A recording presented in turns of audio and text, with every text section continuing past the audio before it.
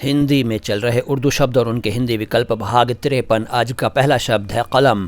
कलम हिंदी में चलता है लेकिन हिंदी का है नहीं, अरबी से आया हुआ उर्दू शब्द है। हिंदी में इसके लिए लेखनी है, लेखनी। इसके अलावा पौधों की जो कलम बनाई जाती है उसको हिंदी में क्या कहेंगे ये आप लोग बताइए। नहीं मालूम है तो किसी से पूछ कर बताइए, क्योंकि मैं भी सीखता हूँ और जितना सीखता हूँ उतना आप लोगों के साथ शेयर करता हूँ। इसके बाद कलई खुलना, कहते हैं ना कि आज उसकी कलई खुल गई। कलई नहीं, कलई, कलई खुल गई। तो ये कलई जो है ये तो उर्दू का शब्द है भाई। हिंदी में तो इसको कहेंगे पोल खुल गई या कुछ और कहेंगे। कुछ और कहेंगे तो क्या कहेंगे आप बताइए। इसके बाद कस्बा। कस्बा होता है ना, उसको कुछ लोग कस्बा कह देते हैं लेकिन वो कस्बा है। कस्बा उर्दू का शब्द है। हिंदी में तो छोटा नगर कह सकते हैं लेकिन कोई और शब्द है तो आप बताइए। इसके बाद कसम। कसम तो बहुत कॉमन शब्द है, हिंदी में खूब चलता है। हिंदी में सौगंध है, शपथ है, लेकिन फिर भी कसम खूब चलता है हिंदी में। हिंदी और उर्दू अलग तो है नहीं, लेकिन अगर आप इनको अलग मानते हैं तो पहली बात तो यह है कि आप गलत मानते हैं। फिर भी मेरी बात नहीं मानते और उनको अलग अलग मानते रहें तो फिर कसम की जगह आप सौगंध और शपथ का इस्तेमाल कर सकते हैं। इसके बाद एक शब्द है कसाई। कसाई को क्या कहते हैं हिंदी में, इस पर बात करेंगे, लेकिन उससे पहले मैं आपको याद दिला दूं कि आपने अभी तक इस वीडियो को लाइक नहीं किया है, लाइक कीजिए, और चैनल को सब्सक्राइब नहीं किया है तो सब्सक्राइब भी कर लीजिए।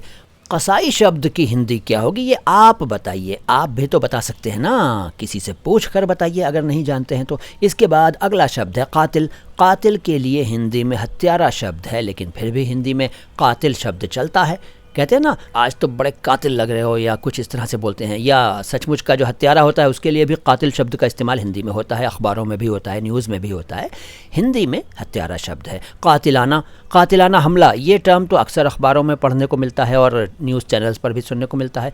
कातिलाना के लिए हिंदी में प्राण घातक है। इसके बाद कायदा। कायदा भी अरबी से आया हुआ उर्दू शब्द है। हिंदी में तो इसके लिए नियम है और पद्धति है, और भी शब्द हैं। कानून एक शब्द है, बहुत चलता है हिंदी में, जबकि हिंदी में विधि है, नियम है, विधान है। इसके लिए 3 शब्द हैं, ये और भी शब्द हो सकते हैं। और फिर कानूनी। कानूनी के लिए विधि संबंधी और विधिक ये शब्द हैं, फिर भी हिंदी में कानूनी शब्द चलता है। फिर काबिल है, कहते हैं वो बहुत काबिल है, बड़ा काबिल इंसान है। योग्य शब्द है हिंदी में, तो अगर आप उर्दू का ये शब्द हिंदी में इस्तेमाल करना नहीं चाहते काबिल, तो योग्य का इस्तेमाल कीजिए। इसके बाद काबू।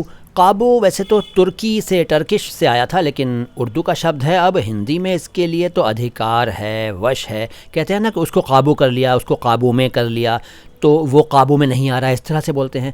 तो वो वश में नहीं आ रहा है या अधिकार कर लिया उस पर, इस तरह से बोल सकते हैं। काबू उर्दू का है। फिर कालीन।